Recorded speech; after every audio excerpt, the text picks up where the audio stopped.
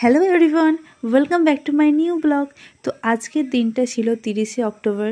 তো আস্তে আস্তে বিয়ের দিন চলেই আসছে। দেন আমার সমস্ত রকমের ব্লগ এডিট করতে করতেও একটু লেট হয়ে যাচ্ছে, তোমরা একটু ম্যানেজ করে নিও। তো স্নান টান করে এসে দেখছি যে বিছানার মধ্যে মা আগে থেকে শাড়ি রেডি করে রেখে দিয়েছে, পুরো নতুন শাড়ি একটা। কারণ আজকে ছিল আমার 6 নম্বর আইবুড়ো ভাত, আর সেটা আমার আঙ্কেল আন্টি আমার বাড়িতে এসে আমাকে খাইয়ে যায়। তো আঙ্কেল আন্টি খুব ক্যামেরা সাইজ, যার জন্য তোমাদের সাথে শেয়ার করতে পারিনি। তাই মা বাবা ছিল, মা বাবা খাইয়েছে, সেটাই তোমাদের সাথে শেয়ার করেছি।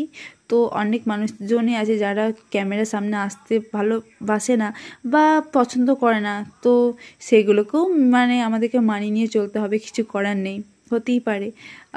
যার জন্য আমি তোমাদের সাথে শেয়ার করতে পারলাম না আমার আঙ্কেল আন্টিকে। বাট হ্যাঁ, আমি বিয়ের সময় তো অবশ্যই কভার করার চেষ্টা করব পুরো ব্যাপারটা, তখন যদি সুযোগ পাই তোমাদের সাথে অবশ্যই দেখিয়ে দেবো।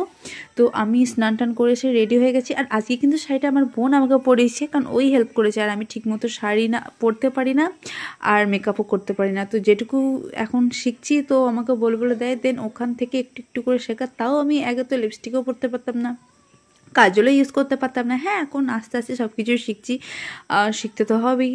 দেন শাড়ি পরাটাও একটু চ্যালেঞ্জের ব্যাপার আমার কাছে এখনও পর্যন্ত। চুল বাঁধাটাও আমার কাছে চ্যালেঞ্জের ব্যাপার, আমি ঠিক বুঝতেই পারি না কী করব। ফ্রম করে একটা বিনুনি করিনি, আই রিয়েলি ডোন্ট নো, আমি কী করবো আমি নিজেও জানি না। যাই হোক, ওখানে আমার ভাই কিন্তু দেখতে পাচ্ছ গাইস, বিড়ালটাকে নিয়ে খেলা করছে।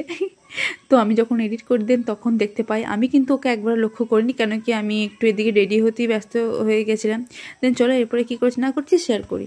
মিষ্টি গাইস, আর আমি এখন এখানে বসে আছি, কারণ কি আমাকে বললো এখানে তুই বস, আমাকে এখানে বসিয়ে খাওয়ানো হবে। এই যে আমি আমার সিংহাসনে বসে আছি, ভীষণ খিদে পেয়েছে, 1:30 বাজতে যায়। আর ওই যে ওখানে সব মা প্লেটে সার্ভ করছে। তো চলো, তোমাদের ফার্স্টে বললাম যে আজকে আমাকে খাওয়ানো হয়েছে 6 নম্বর আলুর ভাত। তো আন্টি আর আঙ্কেল আর বোন এসে দিয়ে গেল। তো ওখানে কি বলবো, চলো খাই, তারপরে কথা বলছি। তো গাইস, দেখতে পাচ্ছ এখানে মা সমস্ত কিছু রেডি করে আমাকে সাজিয়ে গুছিয়ে দিচ্ছে। তো তোমরা কিন্তু অবশ্যই জানাবে তোমাদের এই ব্লগগুলো দেখতে কীরকম লাগছে। তো আমি শেয়ার করছি, তোমাদের যদি কোনো রেসপন্স না পায় তো আমার ভালো লাগবে না। তো তোমরা অবশ্যই জানিও কীরকম কী লাগছে, তোমরা কি আদৌ এরকম ব্লগ ভিডিও কি দেখতে চাও আমার চ্যানেলে বা আমার অ্যাকাউন্টে, তাহলে অবশ্যই আমাকে কমেন্টে জানিও। তোমাদের কার কীরকম বক্তব্য সেটাও আমাকে জানিও। তো চলো গাইস, দেখতে থাকো। আর এখানে বাবার সাথে আমি আর বাবা মিলে গল্প করছিলাম, আড্ডা দিচ্ছিলাম। আর ওদিকে মা সবাই খাবার সার্ভ করছিল। আর এখানে ছিল আমার পছন্দের খাবার, বিরিয়ানি ছিল।